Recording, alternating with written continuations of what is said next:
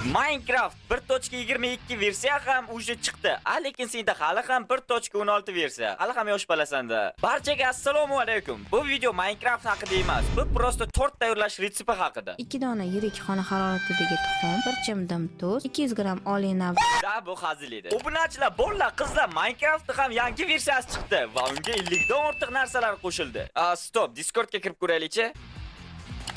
Hoy bro, Minecraft yangi versiyasiga nimalar qo'shilganini bilasizmi?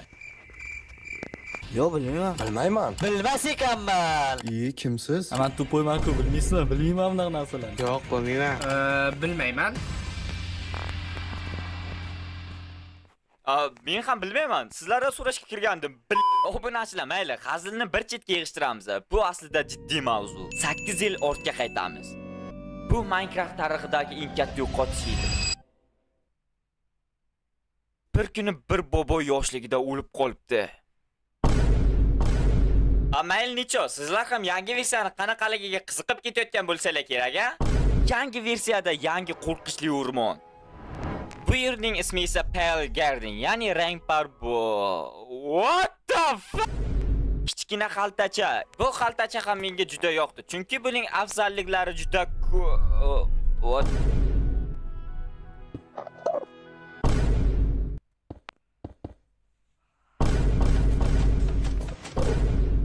Yangi strukturalar. Poyezd tezlanishi. Sirli qo'rqinchli mob.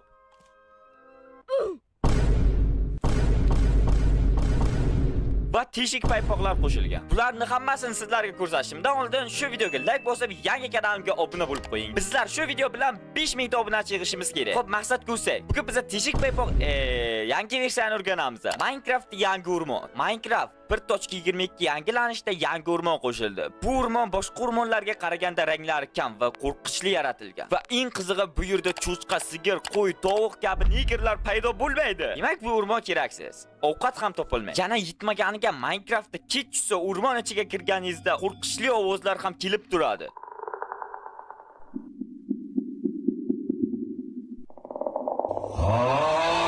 Bolalar, bu rangsiz bug' rangdagi o'rmonda orqangizda sizdan qarzini bir oydan beri ololmay yurgan do'stingiz bo'ladi.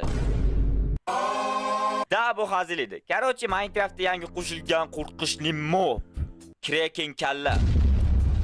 Bu turrancha boshqa maxluqlardan umuman farq qiladi. Masalan, sizga Krakenni umuman o'ldirib bo'lmaydi desam, tushunasizmi? Shomela, bu yolg'on xabar. Biz uni yengishimiz mumkin. Qachonki biz bu turranchani qayerdan jon olayotganini bilganimizda, bu katta o'rmon uning yuragi. Aytgancha, Krakenning bitta yaxshi xususiyati bor. Agarda u orqangizda bostirib kelayotganda unga qarasak, joyida ikkalay qotib qoladi. Bu esa bizlarga qochishimizga yordam beradi. Ammo unda ko'zimizni olgan zahoti yana ortimizda kelishni boshlaydi. Bu turranchani bo'yatganimdek o'ldirish qiyin. Hattoki uni Warden, Wizard, Golem, hattoki dragon ham o'ldira olmaydi. Bu mobni miyasi ishlagan odam o'ldira oladi. Ya'ni men. Krakenni bu rangdagi o'rmon ichidagi daraxtlarda yuragi bo'ladi. Uni o'zini o'ldira olmaymiz. Qurol aslahalar uni tirnamaydi ham. Lekin o'rmondan uni yuragini topib chopsak, Kraken sinib ketadi. Eng qizig'i, Minecraftdagi qaroqchilar, ya'ni pillagerlar Krakendan qo'rqishadi. Demak, pillagerlarni ham duxin olayotgan ham chiqibdi. Yana bitta gap, sizlarga Pale Garden biyomida uy qurishni maslahat bermayman. Chunki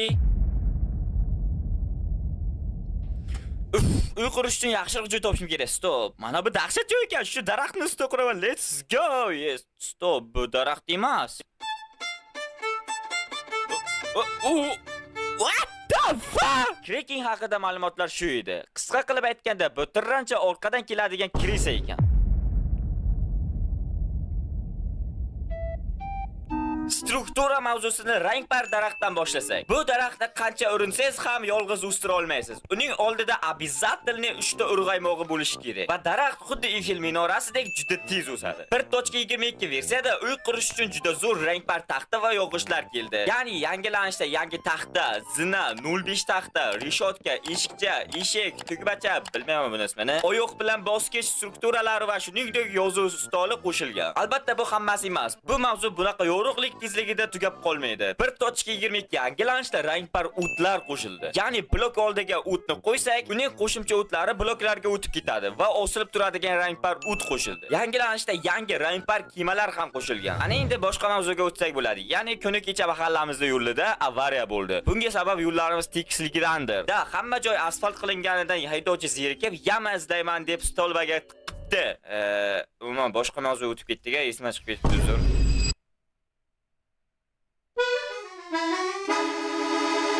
Endi Minecraft poyezdlarini tezligi soniyasiga o'xshadi. Nihoyat Minecraftda katta yangilanish, poyezdlar tezlanishi. Biz buni ancha kutgan edik. To'g'risini aytsam, hech kim bilmasdi-ham bu haqida. Qarochi, endi poyezdlar yurgan sari tezligi ortadi. Lekin siz 1.22 versiyaga kirib poyezdni xuddi shunaqa domaloq relsga qo'ysangiz, u oldingidek asta yuradi, umuman tezlashmaydi ham. Bu poyezdni ham tezlatishning o'zining siri bor. Lekin buni sizlarga aytmayman. Chunki sizlar hali ham shuncha mehnat qilgan videoimga like bosmadinglar. Ha yana bir gap, shu videoimga 8000 ta like yig'ilsa, shu kanalimga yana boshqacha video chiqaraman. Va bu kanalni yo'qotib qo'ymaslik uchun shu kanalga obuna bo'lib qo'ying. Ha aytgancha, barchangizni yangi yil bilan tabriklayman. Buni biza nishonlashimiz kerak. Yo'q, bu nishonlash yemadi.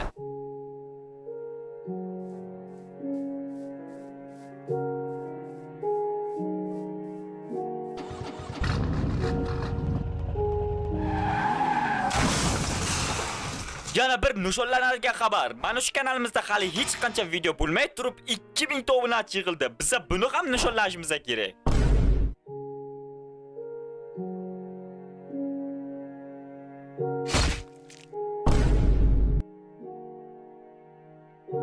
Mavzuga qaytsak, X, Y plus Boya aytganimdek poyezdlar o'zidan o'zi tez yurib qolmaydi. Biza chet yordamida Minecraft tezligini oshirishimiz kerak. Ya'ni aynan shu chet bilan Minecraft tezligini 500 ga oshirib qo'ysak, Minecraft sezilarli darajada tezlanadi. Bu tezlanish tabiat va hayvonlarga ta'sir qilmaydi va Minecraft poyezdlari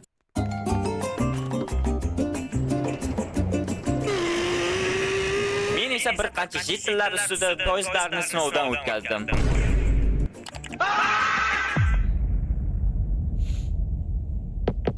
Bu xaltacha sizga qo'shimcha joy qo'shib beradi. Ya'ni sizning inventaringiz to'lib qoldi. Bu xaltachaga esa 64 ta har xil narsalarni sola olasiz. Bu xaltachani rangini ham o'zgartira olasiz. Ya'ni versdagi xaltacha va rangni qo'ysangiz, o'sha qo'shgan rangingiz chiqib keladi. Lekin menga shu bu rang ham yoqdi. Xo'sh, Sonic'ga ham bir so'raylik-chi, Minecraft yangi qo'shilgan xaltacha yo'qdimi? Sonic sizga Sonic? Yo'q.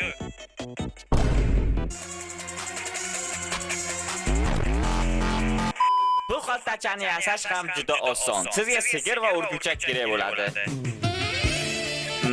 Bu siz o'ylagan narsa emas. Sigirni o'ldirib terisini olasiz, o'rgimchakni ham o'ldirib to'rini olasiz. Verstakda to'r bilan terini birlashtirsak, xaltacha paydo bo'ladi. Xaltacha mavzusi juda qisqa bo'ldi, lekin bu xaltacha haqida ma'lumot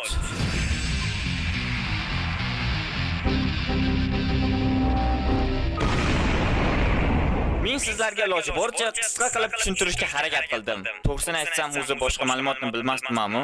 Va bu mavzulardan ham eng qizig'i 1.22 versiyadagi barcha qo'shiladigan narsalar haqida ma'lumot berib bo'libman. Demak, videoni tugatish vaqti keldi. Sizga 1.22 versiya yoqdimi? Dunyo sir asrorlarga boy. Biz esa videoni oddiy tugatmaymiz. Sizningcha yer dumaloq shakldami?